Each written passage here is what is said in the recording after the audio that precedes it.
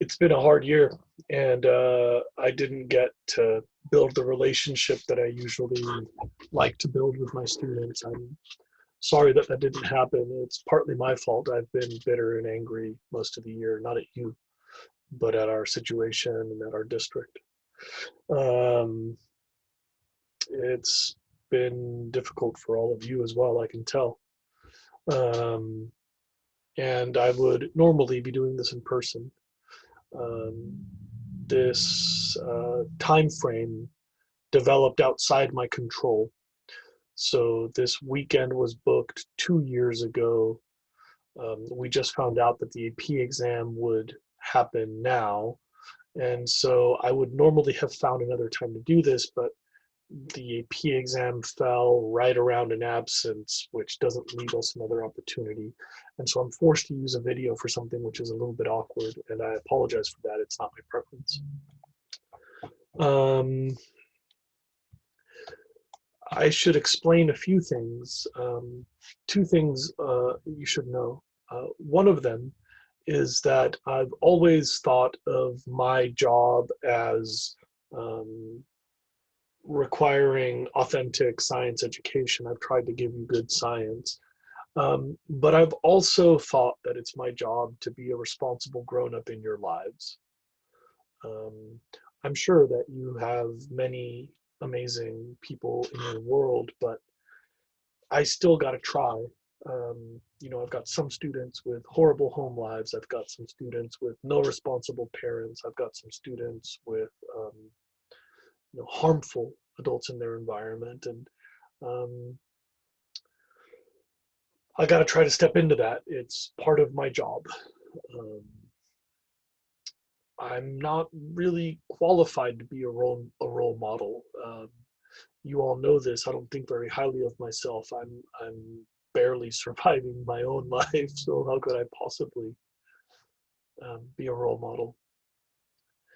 But one thing that I need you to know is that early on in my teaching career, one of my friends who was also going through teacher education had some really hard experiences with his students, and he was trying to teach them Shakespeare, and one of their students died in a horrible act of violence, and um, the class grieved together with my friend, and he came back to the teaching program and looked at all of us, and he said, "I'm sorry, I can't engage with this. I don't really care about teaching Shakespeare right now. I realize that I need to be an adult in these kids' lives because they need me, and that's a much more substantive moment, that it would be insincere to ignore their humanity and just do Shakespeare when they're having an experience which is much more salient than whatever I could convey via Shakespeare."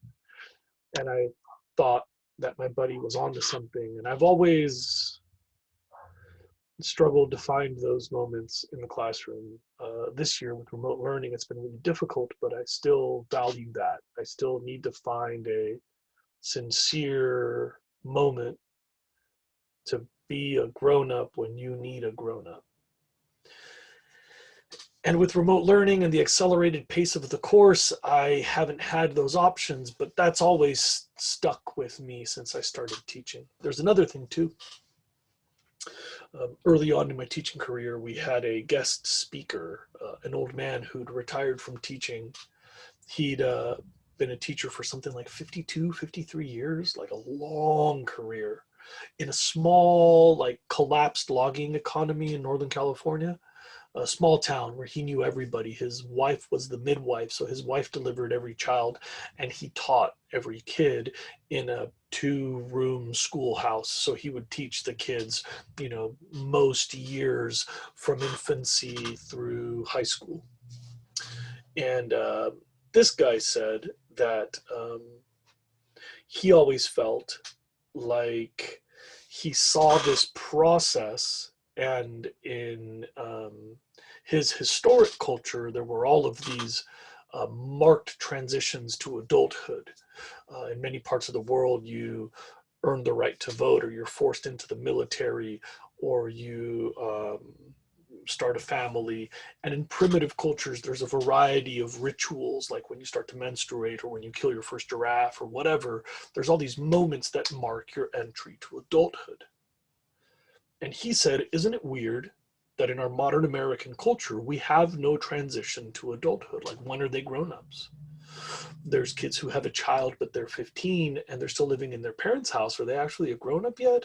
And there's kids who earn the right to vote, but they're, running amok, dropping out of college and partying hard. And like, what really makes you a grown-up in American culture? As a matter of fact, I know people in their 30s and 40s that are still acting like children, and I know people younger than you that have more adult responsibilities than I do. What makes you an adult? Where is our entry to adulthood? We don't have that. And because we don't have that, nobody ever tells you, now you're a grown-up, here's what you need. Because it's not a clear moment, I want to be a caring adult. And so I got to be like, hey, kid, here's what you're doing. But at some point, I got to be like, yo, kid, now you're a big kid, go be a grown up. And there's like no. So these are some of the things that have been tossing in my head since I started my teaching career. And I talked to this old guy and I was like, bro, how do you resolve this? And he says, well, one thing that I've been doing is at the end of every year, I speak at their graduation and I tell them all the things I wish I knew when I was their age. And he's an old man, right? He was almost 80 when I met him. And he's like, by now, I've got 60 years of things I wish somebody had told me before I left high school. And after 60 years, my list is very lengthy. So he says he will speak at graduation for like 3 hours and just rattle off all the, and I was like, that's what I'm going to do. So for about 20 years now, I've been building this list. It's called The Things I Wish Someone Had Told Me Before I Left High School. I add stuff all the time. I'll be like talking to one of my homies, drinking a beer in the backyard or out fishing on a boat. And they'll say something, I'll be like, yeah, man, you're right. That is an important thing. Someone should have told me that when I was younger. And so I've been building this list for a really long time. And I should explain that this is a sincere way that I hope to give you something. And I'm a loser. I'm a old, fat, unhealthy, unsuccessful person. But you can learn from the worst among us. You don't need me to be a great man for me to tell you something which is useful. So I've got about 3 pages and I've got about an hour and I want to read you this list of things. Okay? And I hope you'll forgive me for doing this, but it's the best thing I could imagine to do. To say thank you for a good year and to work hard for you. Here's something I'm doing for you, for whatever it's worth. Okay? So here's my list. First and foremost, I wish I understood how much everything changes. When I was your age, I kept hearing about the 5-year plan and the 10-year plan. And I kind of felt like I can't make a plan. And I felt like I was failing because I couldn't see where I would be going. And I realize now the secret's not to have a plan for like all the possible changes. It's actually kind of the opposite. The secret is to have no plan, but to know who you are and know what you need so you can stay on your toes. Because the world is moving underneath our feet. Maybe you want to be a doctor, but then you're going to switch to being a lawyer because that might be the smart move for you. And as long as you know yourself and you understand the world, that's the right choice, right? It's not about accepting one path. It's about accepting no path. And that would have saved me a lot of stress when I was your age.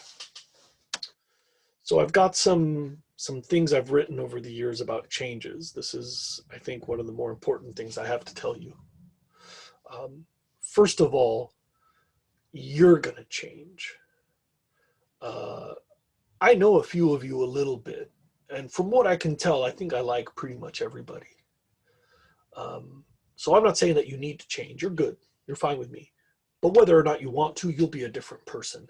When I look at 17-year-old Jose, I assure you I was very different. And I may have lost some things that I like, but overall I feel like I've gained a whole bunch of things that I didn't have then that I have settled into now that are more truly me. You see, at your age, you're just starting to identify who you are, give or take a few years, right? You were like born and then you didn't know what was going on. And then you were just like bumbling through elementary school.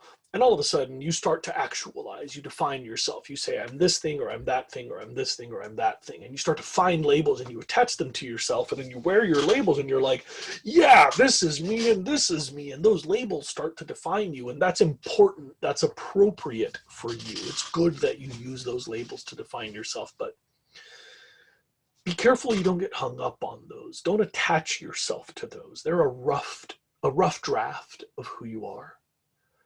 Don't get too fanatical, like I don't really give a crap if you have a bad habit. But if that bad habit rules your life, I worry. If somebody says, yo, that kid smokes pot, I'm like, that could be bad. Maybe it's not a big deal. I don't know. I don't have to really judge that. But if I see somebody with a pot leaf on their hat and a pot leaf tattoo on their shoulder, wearing a pot shirt, drawing pot leaves on the desk, wearing pot socks, singing Cypress Hill songs, I'm like, bro, you got to really have other parts of your life. You're too attached to this one part. So I have to caution you, whatever it is, don't get too attached to your labels. You're more than a women's volleyball player. You're more than a guitar player. You're more than a conservative or a gay woman or whatever. Like, those things are all fine. They're not bad, but don't latch on to one of those things as if it completely defines you, because you'll find it can like slip away from you. You know what I'm saying? Like, don't get a tattoo and box yourself into that. I always tell the story about how I was at a bar once and I was next to a guy and I was like, holy crap, man, are those tattoos? And he's like, yeah, man, crucified to the X. And I'm like, dude, you're in a bar, right? And he's like, yeah, whatever, I've come a long way. And I was like, you've been drinking pretty hard, right? He's like, yeah, man, there's so many tonight. And he was like pretty effed up. And, the X symbology means straight edge, like not drinking. And my point is that getting the tattoos didn't make him straight edge. It just gave him a label that didn't fit for very long. I don't care if you're straight edge. I don't care what labels. Just don't hang up on them. Because it's going to change. You'll be a different person and you don't need to be fighting that. You might find that your politics change and somebody makes a very compelling argument and now you realize you're a conservative, or now you realize you're a Christian, or now you realize that you're agnostic, or now you realize that you're gay.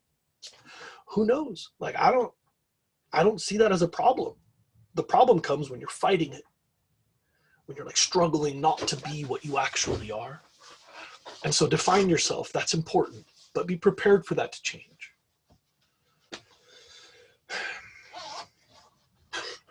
Another thing I should tell you about change.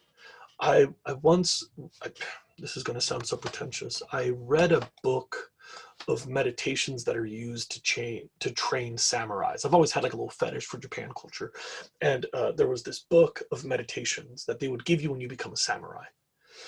It's like,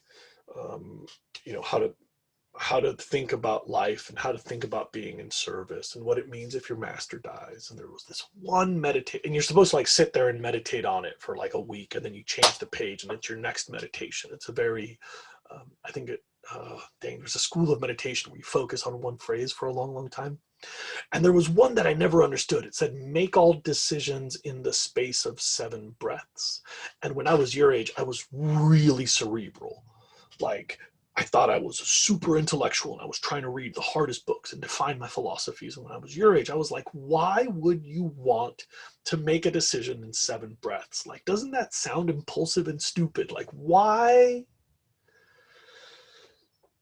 make a hasty decision. This seems unwise. And it took me years to understand what this means. And I realized that if you're training for battle, you don't want to sit there holding a sword trying to figure out who to kill first. If you're sitting there holding a sword, you need to make your first move and then prepare to make your second move and then take a step and then make your next move. And the point is that you're moving through life and thinking about things. You might get hung up. The point is not to be hasty. The point is to be decisive. And later in the book, there was this other visual about battle, where if you know the battlefield perfectly well, and you know yourself perfectly well, you can close your eyes and win the fight, right? Like if you know the world around you and you know what you care about, you don't need to think about things. In your age, people spend so much time trying to figure out where they're going to go to school. What are they actually curious about? Like if you know what the schools offer and you know what you value, there's nothing left to decide. When people get hung up on this, like, oh, I just don't know if I'm going to go to Dartmouth or Cornell, I think what they're actually saying is, I don't really know what I care about. I don't know who I am. I don't know what matters to me. And that's okay. That's normal. But as a goal, don't focus on like trying to define things out into the future. Just know your battlefield and know yourself. The decisions are going to need to be made because there's more things to deal with coming right after them, like a battle for a samurai where you've got another opponent right behind the last.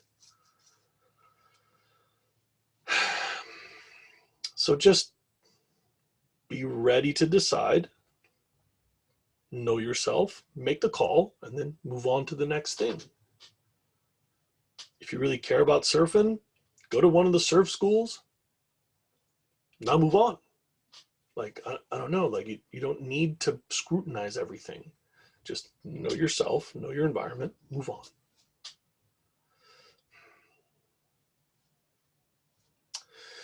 Number 3, this this is always a downer. Every time I say this with a room full of students, I get a lot of weird looks. So I'm kind of glad that I'm doing this to my camera now. But you should really meditate on mortality. You know, we all know we're going to die, right? Like, I'm not trying to bum you out. I hope it's a long time away. But, like, this isn't supposed to be depressing. It's just real, you know, that, like, my mother's going to die. My children will die. I mean, it's not something that we relish in thinking about. But actually, we do something worse. We pretend it's not real, even though it's definitely real. So somehow, almost everybody's caught off guard by death. It's always a surprise. Oh my God, I didn't say so-and-so, or I didn't, get to tell that person this thing, or I left it on bad terms, or I never really got to finish this conversation. Like, why is that? Like, I feel like it catches us by surprise, but it's the one certainty, right? Like, it's not a good thing. It's not supposed to like, be like, hey, mom's gonna die. Like, it's not like a good thing, but it is something that we should recognize, because I think we could deal with it better. And we have like a weird culture where like me talking about death is taboo, right? Like, I just kind of put you're on the defensive, right? Like, I don't know what this guy doing here. It doesn't feel right. Like, it feels like I'm assaulting you by mentioning this thing. And I think that's weird. And I don't think it should be that way. And I think we have an unhealthy relationship with life because we have an unhealthy relationship with death. And I've lost loved ones. I'm sorry. I don't want to like dwell on this. It's not really relevant for you. But if you'll forgive me, I think it's really important that we accept that possibility, consider that it's going to happen, and as a matter of fact, try to clear the air as if it was imminent. Most of my life, I never told my parents I loved them. We're not that kind of household.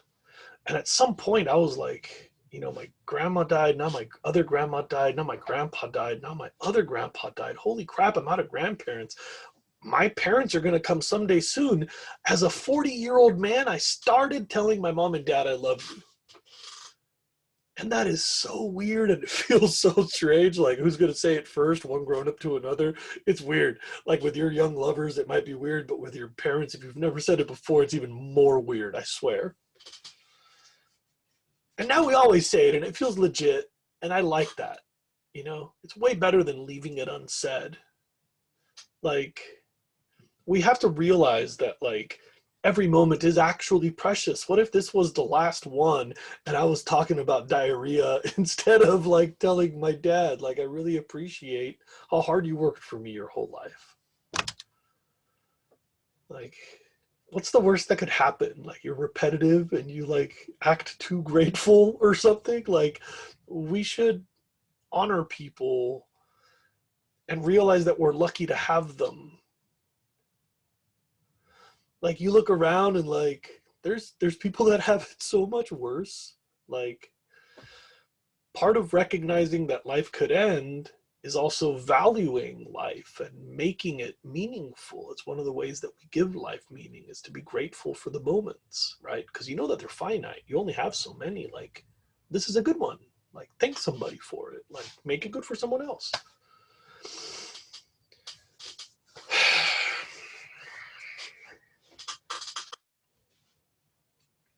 I got to tell you that one thing which changes, the last thing about change, and then I'll move on. One thing which changes is, you know, like, people who are your friends now might not always be your friends, and people who are your opponents now might not always be your enemies. And that's weird. When I was your age, I only had two categories, right? Homies or trash, right? There's like the bros and there's like the rubbish. And I'd be like, I thought you were cool, but it turns out you're trash. And at some point I realized, like, this guy I've been working with for all these years, turns out he's a piece of crap. And I thought he was cool, but he's not. And later on in my life, I realized, like, you know what? My boss is in a crappy position and she's been a horrible influence in my life, but if I try to step into her shoes, she's doing what's best. I don't mean my current boss. I swear I meant somebody else. My point is that, like, it doesn't help you to name another person as an enemy or as a friend. It doesn't. It does help you to understand them. The better you know them, the better you'll be. And there's this thing that we do, especially with our friends, we assume that they are better. And there's this thing that we do with our enemies, we assume that they are worthless. And both of these are a mistake. If you assume your friends are better, you won't consider that they might have faults which affect you or which you might be able to help them with. It's like, oh, well, he's never going to cheat on his wife. And then it's like, oh, bro, you did that. I can't believe it. It's too late now to stop you. Or, you know, you might have an enemy and you're like, oh, they're stupid. They don't know what the hell's going on. And you don't realize that they're smart enough to have the upper hand on you, and they sneak attack and you lose. You know, it's like playing chess. You should assume that your opponent is a grandmaster, right? Because then you're going to take them seriously. Imagine you walk into a fist fight and you're like, this little guy doesn't stand a chance. You should assume that they know how to fight. If you assume that they know how to fight and they don't, fine. But if you step into a fist fight and you assume this little guy doesn't know what he's doing and they whoop your ass, that's double embarrassing. One, because you got your ass whooped, and two, because you should have seen that coming, but you were overly confident. So don't label the friends and the enemies. Just understand people. Just people are people. Just understand them. I understand it. I underestimated a presidential candidate once. All right, different subject. I want you to think of the most important person in history for you, and I don't care who it is. You don't have to tell anybody. But I'm going to take a pause so that you can think of who's the most important person in history. Like when I was your age, I'm embarrassed to say this, but like freshman year, I thought it was Bob Marley. I know how cheesy that is, but I was like, oh, this guy, like, he's the best. And then when I was like a sophomore, I was like, oh, Gandhi, yeah, pacifism. Like that guy had it. And, neither of those is the most important person in history. Now, I'm not going to tell you, I don't care who you choose, but I need you to have somebody. I'm going to drink water while you pick somebody. You can pause until you have someone.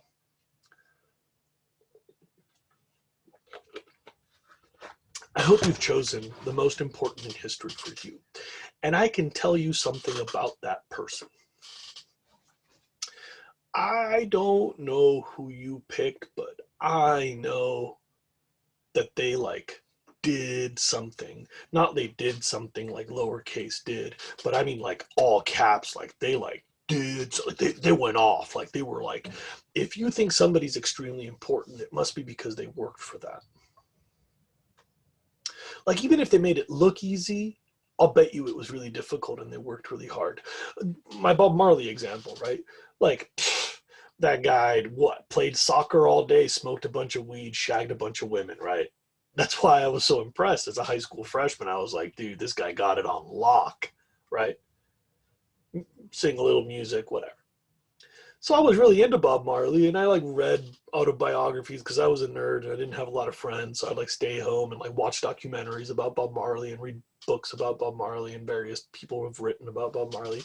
And here's a fun fact. It turns out this guy was an insane workaholic. Nobody liked him. He'd wake up in the middle of the night, shake off some beautiful woman out of his arms, put on his stupid little soccer shorts, and he would run through the darkened streets of Kingston, Jamaica, which was debatably the most dangerous city in modern history, right? Like in 1969, 70, 71, 72, basically the deadliest place you could live is downtown Kingston. And homeboy in the middle of the night would run through the streets trying not to get shot, sneaking through hallways and stuff. So he could climb through the window of his musical friends, Peter Tosh, Bunny Wailer, and he would open their windows and say, bro, you got to get out of bed. And they'd be like, Emon, I'm sleeping with this beautiful woman. What are you talking about? And he'd be like, dude, if you don't come to the studio right now at 1 a.m., you're out of the band. I'm finding another piano player or whatever. And these guys were like, oh, I guess this guy's really good at music. I got to do this. But they weren't really motivated. And he would just grind it out. All the pictures you see, he's smoking these giant pig legs, and you would imagine that he must be just laid out because he's stoned off his brain and super relaxed. But as it turns out, that's not actually true. He was actually very judicious about his drug use, only during breaks when they were rewinding the tapes to record more music. But he would work 16-hour days, 4 hours of recording, smoke weed, 4 hours of recording, play a little soccer, 4 hours of recording, all day long, every day for a 20-year musical career. This guy had more studio time than almost any living musician. He died kind of young, so there's 2 people that have beat him, but he's debatably the greatest studio musician until his death, and then a couple people passed him later. My point is, whoever you chose, even if they made it look easy, they worked their ass off. Oh, Kobe Bryant, gifted, whatever, nice guy, great at basketball.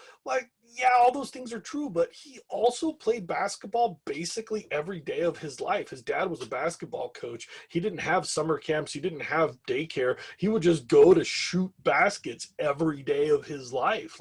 That was the way that he spent his days, every weekday, every weekend, every summer, from the time he was about 4 until roughly the day he died.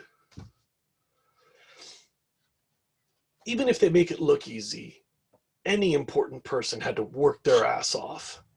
And this is a lesson that's hard to adopt because we live in a culture that wants to make everything look easy.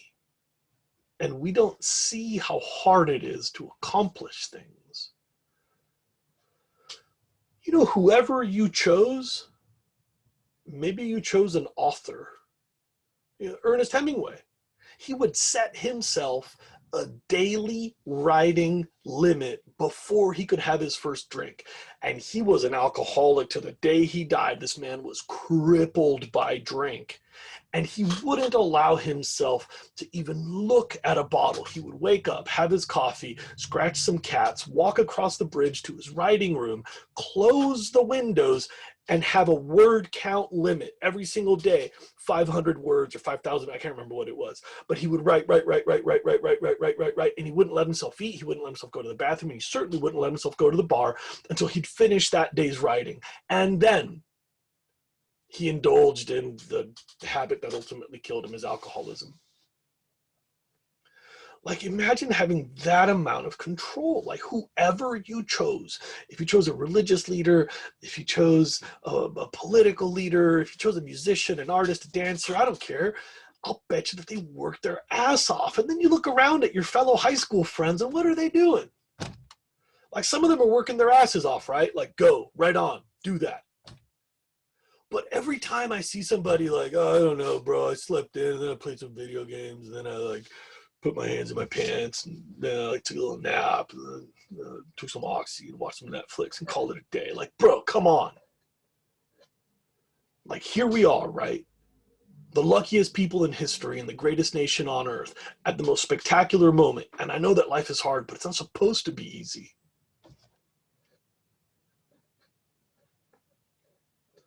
I get frustrated. People are like, yo, I can't accomplish anything. My life's not easy.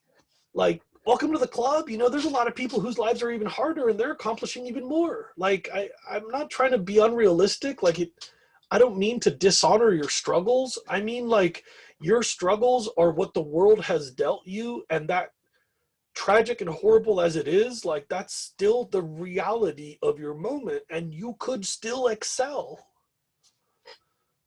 And I want you to.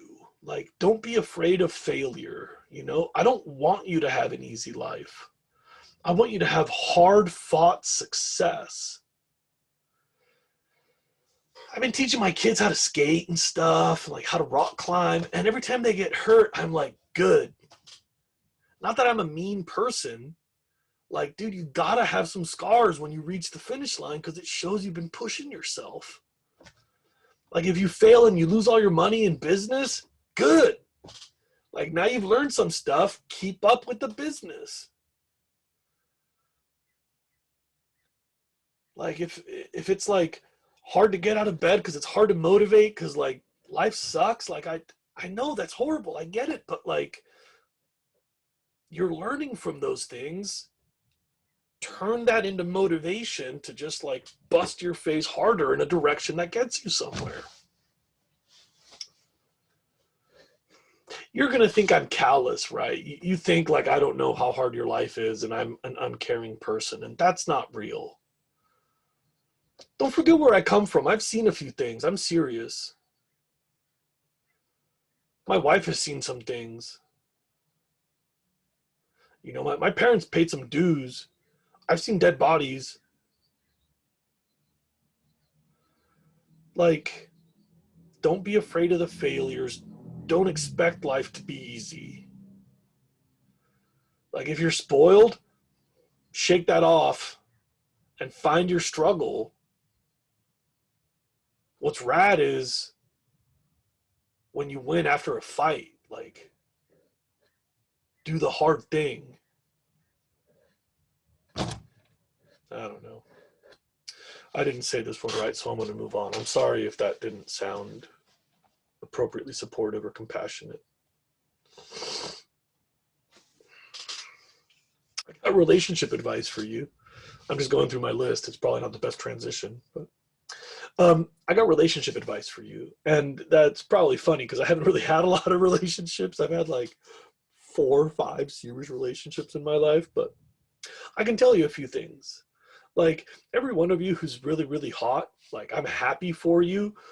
Use it while you got it, right? Like, somebody gave you the burning candle, burn it down, right on. Shake that thing, use it all you want.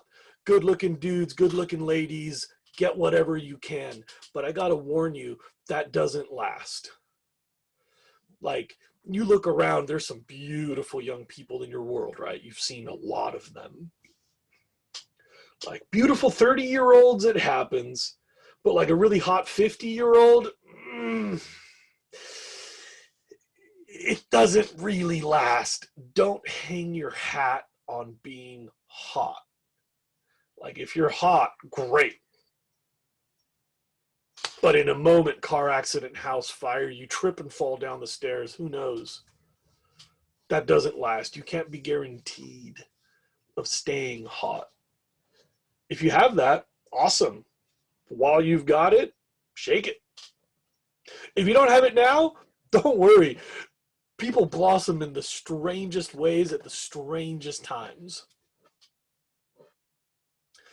But I can tell you something.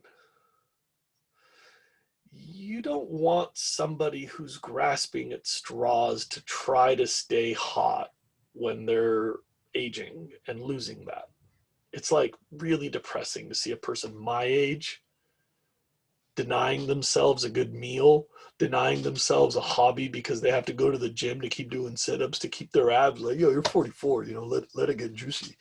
Like, I don't know, man, you get 44, like, you're not gonna, don't focus on that anymore. You know what's actually really attractive for a 44-year-old man like me is a really healthy woman.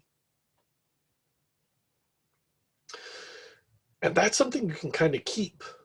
Like, even if you're ugly, you can be healthy. And what's weird is, like, hot is like a thing that's super valuable now but disappears soon. And healthy is like really doable the whole way, and people focus on that moment of hotness instead of investing in that lifetime of being healthy. Like, eat right, do a little exercise, get out there, stay active. You can do that your whole life. You can do that until the day you die, and you'll have a really good life, and you'll have a really good relationship, I think. Just advice. Here's another relationship thing, number 2. Healthy relationships have symmetry. You get what you give. Like, if you like back scratches, you better give back scratches or whatever.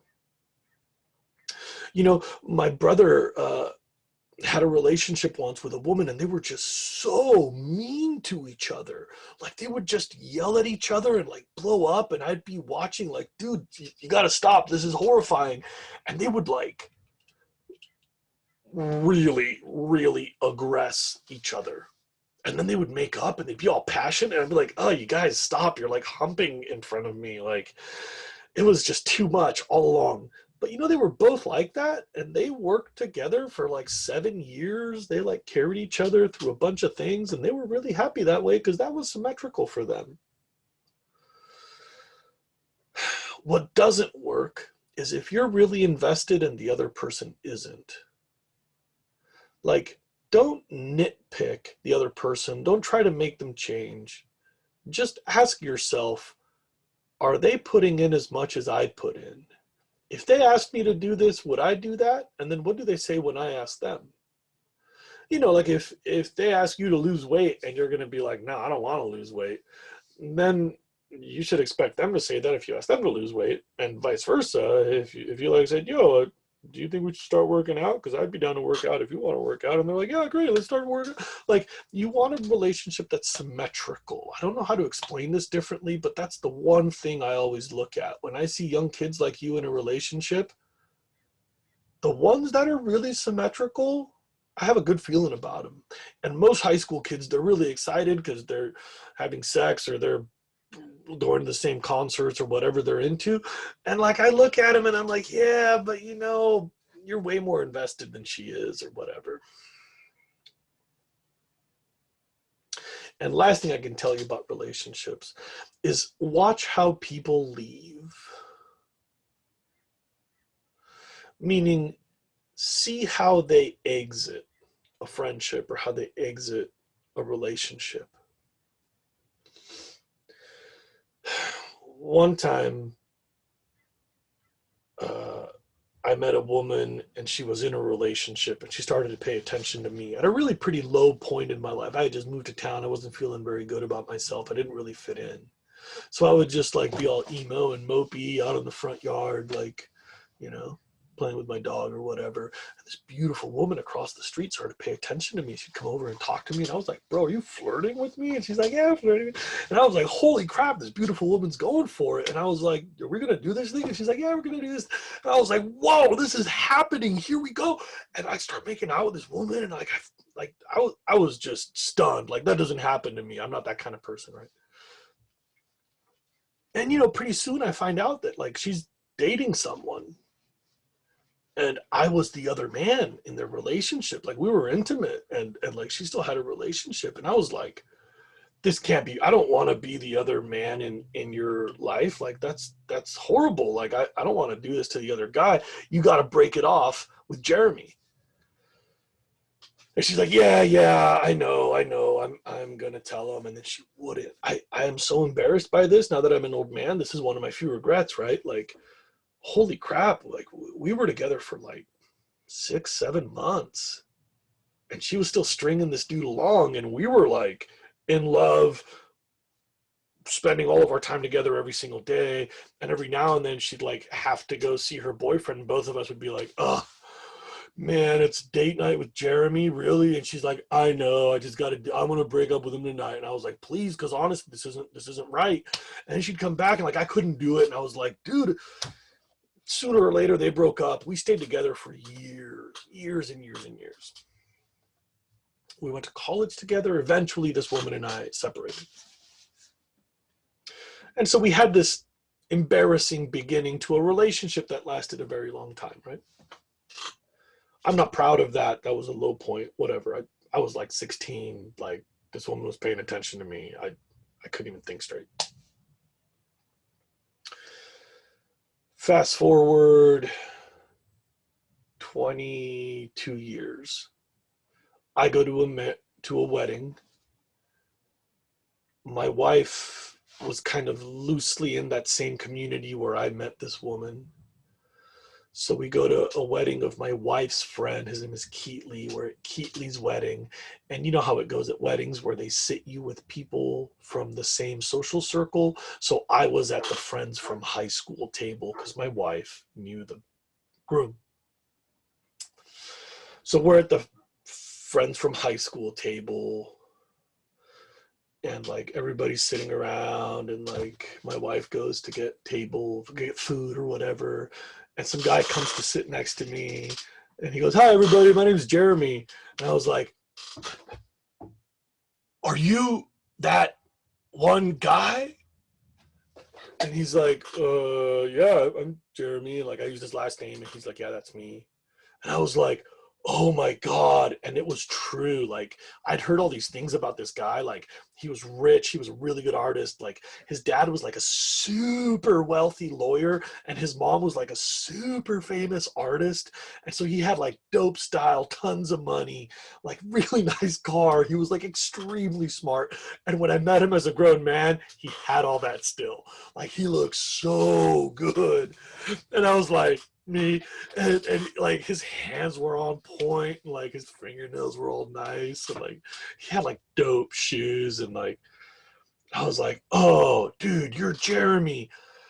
And I just spilled the beans. I was like, I'm so embarrassed, dude, because when I was 16 I met the girl and like I didn't understand how she would pay attention to me, so I couldn't even think straight, and I knew that I was interfering in your relationship and I just didn't think that was right. But at the time I didn't have and I just tried to apologize and I kept like spitting on him and like stumbling on my words and I was like sweating and like loosened my tie and like took off my jacket and I was like trying so hard to like apologize to this guy and he was so gracious. This man was wonderful. He's like, bro, don't worry about it. I totally understand. We've all been kids. We did stuff we regret. It's all good. I should have known better, whatever. And he made me feel at ease. And it took like 20 minutes and like I was just like sweating all over. And like my wife comes by and goes, are you dying? And I was like, no, I'll tell you later, baby. This is horrible. And like this guy, like I gave him a hug and like we started to laugh and everything was cool. We're like sitting there like rapping. And some other guy shows up at the table and goes, hi, I'm Dave. And I'm like, hi, Dave, I'm Jose. And he goes, are you Jose Caballero? And I was like, yeah, bro, that's me. I'm sorry. Have we met? He's like, no, no, dude, I don't know you, but I've been meaning to apologize to you ever since senior year in high school because I knew this girl. And I hope you see where I'm going here.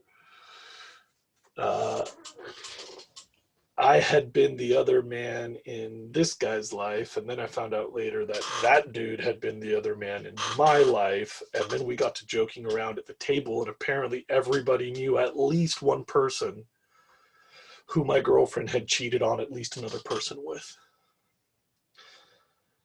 The whole reason I tell you this story is watch how people leave, because that's how they will leave you. And if people leave a relationship in a positive way and they stay friends, that's a good sign for you. That's a valuable person. And if people like burn it all down and like throw stuff out the window, like that could be your stuff out the window. And if people cheat on their previous lover, they might cheat on their next lover. And by now, I've told this advice to a lot of people, and I'm pretty sure I'm onto something with that one. I got some stuff for you about college. I'm like more than halfway. I hope you're not hating this. Um, when you go to college, you can't really study for jobs anymore. Like maybe you can study to be a specific type of doctor, and maybe you can study to be a specific type of lawyer, maybe, but even in those professions, most of the jobs don't exist yet. Like the title isn't there right now. What you're trying to build is a person who might be good for a job that doesn't exist yet. I have to tell you, and I'm sure your parents will be really frustrated with me, and I apologize, but I sincerely believe that you should pursue a passion, not a degree. In previous generations, this would be bad advice. Like my grandfather, he studied to be a mill operator, and then he was a mill operator, and then he died. And in the 50s, an American would study to be a mathematician, to be an accountant, and then he would be an accountant until he bought the farm. But that doesn't exist anymore. We don't have job titles that you get with a degree. Nobody wants to hire you if you hated the math classes that gave you a math degree. If you want to be my accountant, you'd better love math. I got a guy that doesn't even have his CPA, but he loves math. I'll call him like 6 months before tax deadline and be like, yo, Dave, I got a question for you. And he's like, yeah, hold on a second, man. I got to go inside. I'm at a beach in Hawaii. And I'll be like, oh, bro, we could talk later. He's like, no, no, no, man. I love helping with taxes. What's up? And this guy like wants to talk taxes. That man, I will pay him every time to do my taxes, no matter what, because he lives and eats taxes. I go to his office and it's just stacks of papers, and this guy looks like he's an utter mess, and he's always all sloppy and he looks like trash. But I have detected in this man a passion for taxes. If he raised his rates to $1,000 a year, I'd pay him. No questions asked. And I don't care where you get your degree in math. If you don't love it, I don't want to hire you. And that goes for anything that you want to study. People give me compliments about my teaching. I can tell you, I got a lot out of my teaching education, but it's clearly not the university that's made me this type of teacher. I am this type of teacher because I'm utterly passionate about my content and my role in society. I love this. I hate this current situation, but I love this job. And you should look for that. Find something that you're passionate about. If you don't have a passion, don't go to college. Like, I know that your parents are going to be so mad at me, but like don't like go to a place to hang out and drink too much and ride skateboards. Like you could do that at home without spending 70 grand a year. Like you should go to a place where you have a passion that the place can fuel for you. Like if you're passionate about ceramics, go intern at a ceramic studio. I don't know, like worry about making money. Like, we all got bills to pay, and you should be a constructive member of society, handle your own weight, but follow your passions. Like, right now is the only time in your life that you don't have other things holding you back. Work on that. Wherever you go to college, spend time off campus, learn the city. Matter of fact, you should try to explore places and see if they have a university. Because what's most important is not where you pick a school, it's where you pick a place. Like, maybe you like San Diego, there's universities there, find one. And if you like the North Coast, there's some universities around, you can pick one, but find a place. Don't go to a school. They're all going to give you the same undergraduate education. If you're just trying to get like an English degree, it doesn't matter if you go to Cambridge. As an undergraduate, it really doesn't. If you want to get your postdoc at Cambridge, you'll be one of the world's best writers. That education is priceless. But as an undergraduate, it really doesn't matter. You can go to Santa Barbara City College and get a great English education. We have spectacular professors here. That's not a joke. School's a school. Find a place that's going to mean something to you and relish in that place. I'm so glad I came to UCSB because I love this town. School was good too. When you go to college, remember that home is wherever you put your pillow. So if you've moved out of mommy and daddy's house, that's not home. You're not going home for the holidays. Home is where your pillow is. Don't call it home if your pillow's not there anymore. I'm sorry, that hurts, but you got to make that break. Pull the Band-Aid. Also, don't abbreviate everything. It's so annoying. Everybody at college calls it COM. Like, you study communications and you can't say the whole word. Come on. Like, don't abbreviate everything. My roommate used to say he was going to his rent's house for the weekend. And I'd be like, you're so busy you can't say parents. Like, takes too much effort, so you're going to say rents. Really? Like, that's so annoying. Watch. When you go to college, everybody abbreviates everything. It's so obnoxious. All right. Now things speed up because we're getting to the end, so I just leave the short ones for the end. One thing I can tell you is if there's a system you don't like, you can only change it from inside.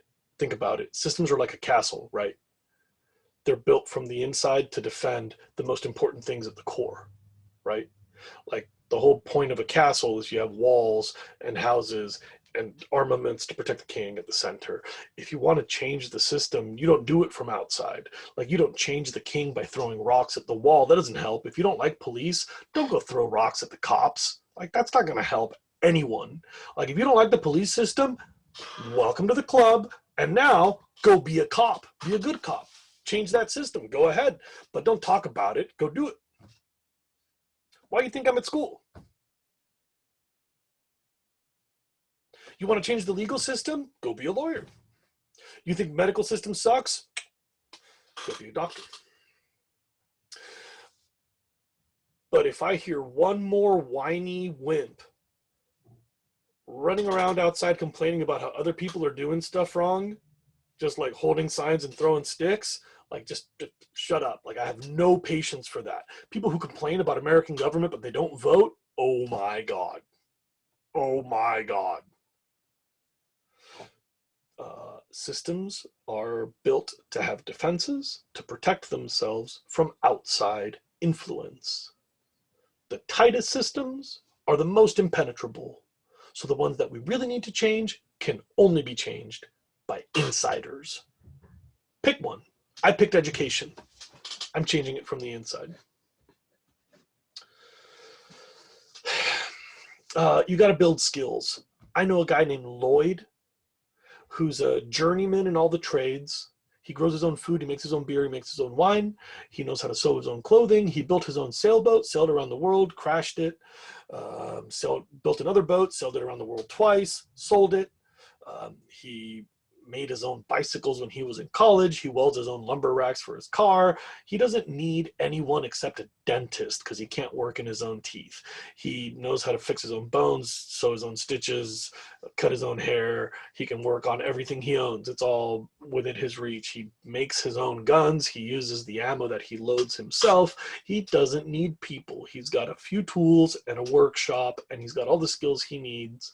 He doesn't really need money because he doesn't have to pay anybody for much of anything. He grows his own food in his backyard. Paid off his house like 20 years ago. That guy's a badass. Build skills. I try to learn new skills every year. I'm always learning something new. You should do that too. It's a really good thing. Napoleon Dynamite has a thing about skills. Everywhere in life, remember that quality is more important than quantity. Like, it's better to have one good pair of shoes than a whole bunch of crappy shoes. It's better to have one good sexual partner than a whole bunch of bad ones. Everywhere in life, don't focus on how many, focus on how good.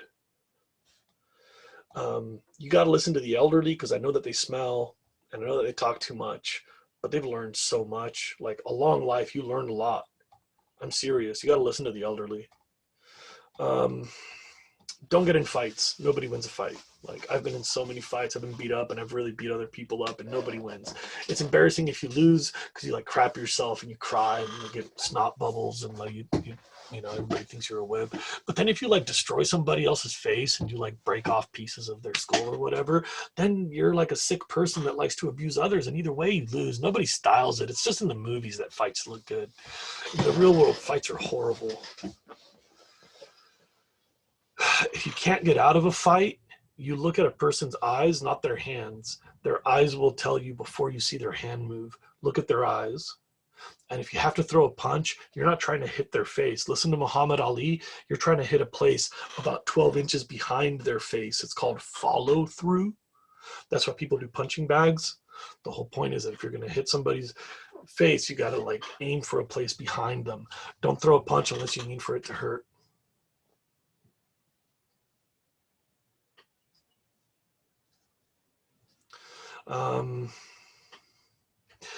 Also, speaking about violence, I'm sorry, but I have to say this. Women, I wish I could tell boys not to be abusive, but somehow that doesn't seem to work. I mean, boys, don't be rapists. It's not cool. Don't do that. Consent is really important, boys. Please hear that.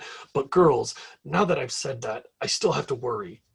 Because no matter how much we tell men not to be rapists, there's always a few sick pieces of crap that can't help themselves. Maybe you already know about this, and I'm sorry, but we should probably discuss this, right? Like, depending on how you define it, 1 in 4, 1 in 5 women will experience assault in their life. In some ways of defining this, it's less than 1 in 3. It's more than 1 in 3. And so women, I'm sorry, but this is a horrible reality about our society, that to some degree, you should be able to be safe in this society, and somehow we can't really promise you that. And so women, the onus is on men not to be abusive pieces of trash. That's their sickness, their problem. They should suffer those consequences. Men should hear that.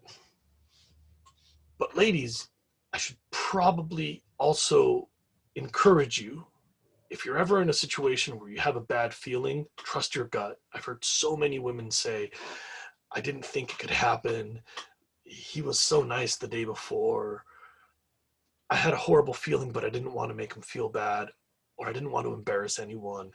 And women, I have to say that I've heard that so many times, and I shouldn't have to coach you how to cope with assault. That's horrible and embarrassing. Please remember, I have a daughter, and I don't like this reality about the world. I just want to remind you that women do kind of have a sixth sense. Assault is not new in our society, so you can imagine that evolution has probably given you some tools to be sensitive to when assault is imminent, right? Like, we kind of get a feeling before there's a thunderstorm, we kind of know that it's coming. Maybe women, you do have a sixth sense in this way, and I don't know how to say this appropriately, and I hope I'm not overstepping my boundaries, but I have to encourage you to please trust your gut. Speaking of violence, I just feel like I can't let that slide without saying that. I can tell you honestly from personal experience, and after having lost a whole bunch of friends, that drugs really do suck. Like, I know how fun they are, and I know that some people style it. It's true. You'll see people that are like, "Oh, dude, Snoop Dogg's been smoking weed his whole life, and he's a billionaire, and he's friends with Martha Stewart, right? Like, he was just on TV yesterday selling me some friggin' insurance or whatever. He's doing fine." And I know some people seem to pull it off, but the problem is you don't know you've lost until it's too late. The crappy thing about drugs is you don't see a problem coming. This is the one thing that I have to caution you. Like, if you're surfing, you can tell the wave's about to go bad. And if you're snowboarding, you can tell you're about to lose control. And if you're on a downhill bike, you can kind of feel the wobbles coming. But if you have a drug habit and it becomes a problem, you don't know until it's too late. And I know what I'm talking about. Trust me, drugs just suck. If you have the luxury of walking away, you probably should.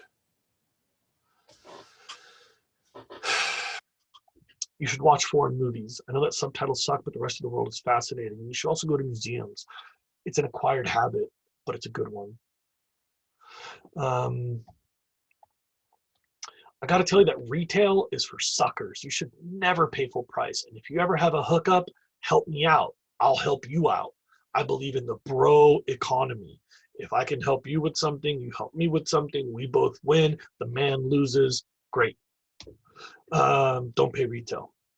Um, whenever people talk about what the public says, like the public's a bunch of idiots. Like don't be swayed by the majority. Like if everybody agrees with you, it's too late, right? Like if you have a unique idea, it's going to sound odd to most people because it's a unique idea. Like don't follow the masses. Um, One thing that's kind of crazy about the masses is if you dress better, you get treated better, no matter what, across the board. You'll get your tacos faster. People will stop for you at an intersection. You dress better, you get treated better. If you're going into a place with your hand out, you should dress up. Like if you're asking someone for a job or you're asking someone for help, you should dress better. I know how horrible that is.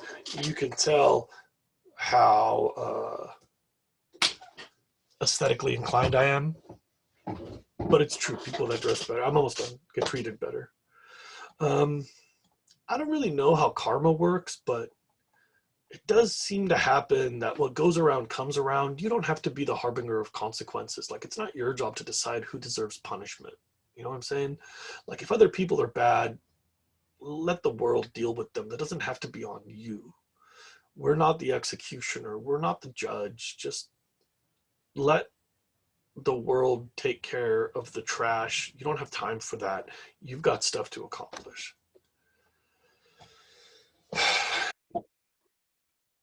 So I got to tell you that pretty much the entire planet thinks we're crazy. America's less than 5% of humanity, and the other 96.5% of humanity thinks we're absolutely nuts. Maybe they're right. I don't know.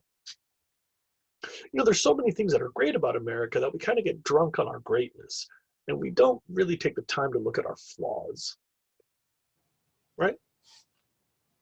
Like sometimes if you say, yo, here's a problem, we've got like something that we need to fix, other Americans will be like, you're not patriotic, how come you don't love this country enough? And you're like, no bro, I just saw this one thing that I need to fix. And everybody's like, you suck, get out, speak English. And it's like, no, I just saw this one thing that we need to fix. What's more patriotic than that, right? Like the founding fathers, they saw something that was wrong, and so they were like, well, I guess we should probably work really hard to build something that's better. And like whatever had to happen, their whole point was to solve problems. They were like addressing societal ills. And we consider them the greatest patriots. Why is it so wrong now to maybe say like, yeah, the Constitution could use a little editing or whatever, like hopefully the rest of democracy agrees with you. That's why we have a democratic process, but I think we should use it to make the country better. And I think we should look at the rest of the world, see if they have any suggestions.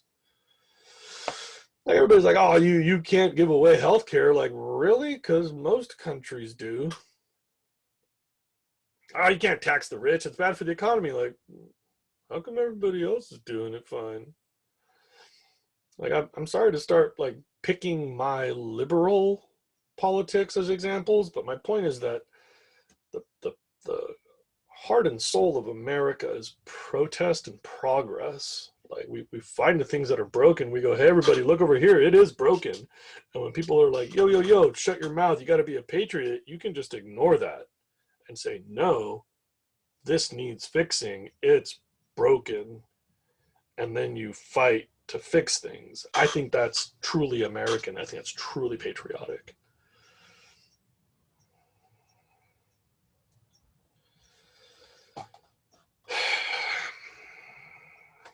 Remember that the really useful things in life don't come easy. Like if something's easy, it doesn't have any value.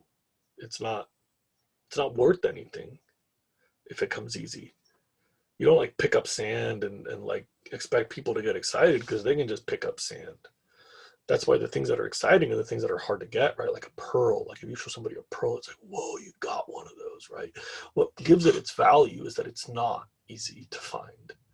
So in life, I don't want you to pursue ease. I don't want you to have an easy life. I want you to have a hard fought life.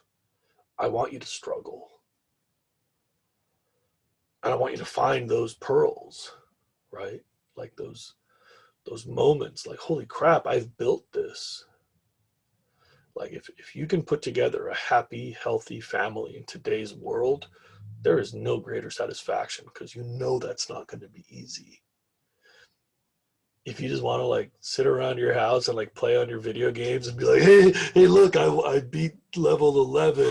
Like, how could you expect anybody to be impressed by that?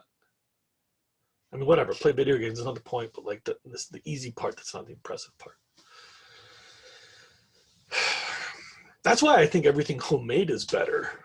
Like, I know that your jelly doesn't taste as good as the stuff in the store, but if it's homemade, I like that better because I know you had to work for it.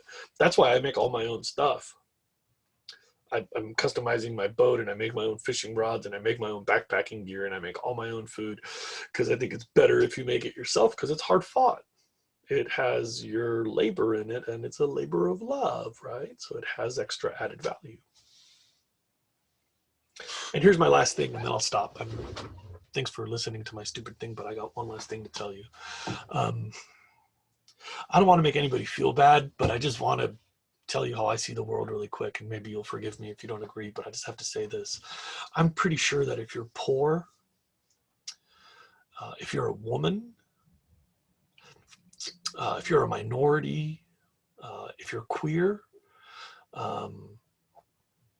things are gonna be harder for you. Like, I'm not trying to make anybody feel bad. I'm not saying that white men do this on purpose, right? I'm not like, everybody look at the white guy, it's his fault. That's not what I'm saying. It's not. But I mean, just realistically looking at the world, especially looking at the United States, it's clear, it's numerically undeniable that it's really hard to be poor. It's really hard to be a woman. It's really hard to be a minority. It's really hard to be queer. And, you know, a lot of people don't know that. A lot of people don't believe that. A lot of people reject that. And I think we should just ignore that part of our society. Like when people are like, nah, that's not real, just ignore those. And you just keep on grinding. And I know that it's harder. Like if you're struggling, I think I know. And you know, some of you are like dealing with doubles or triples. We might even have a quadruple whammy, right? You might be a poor, queer, minority woman, right? Quadruple whammy. Holy crap, I can't imagine how many odds are stacked against you. But I gotta tell you something, like, you really can succeed. Like, you just be a good person and just grind it out. And you'll have to lift more and you'll have to work harder and you'll have less fun and you'll have less treats. But you can do it. You can succeed. You can get where you want to go. If you want to be a doctor, you can do this. If you want to be a school principal, you can do this. If you want to be an engineer, it's possible. You can. And I just want you to know that, like, once you get there and once you succeed, you got to remember where you come from, and you got to find those people who have your struggles, and you got to help them. Success is not about getting away from other people. Success is about being the first so that you can help them follow you. Like when you make it and you get somewhere, don't forget where you come from. Go back there and give back. This is how we change the whole world. This is how you do it. This is how you do it. You just grind it out. You just grit your teeth and you bear it, and the world's going to be so hard on you sometimes, and you just keep fighting. And I know that it's possible. And I know that we make the world a better place if we go back there and we help others. That's all I got. Thanks for coming to my stupid, sad old man lecture. I hope you have a good life. Maybe I'll see you later.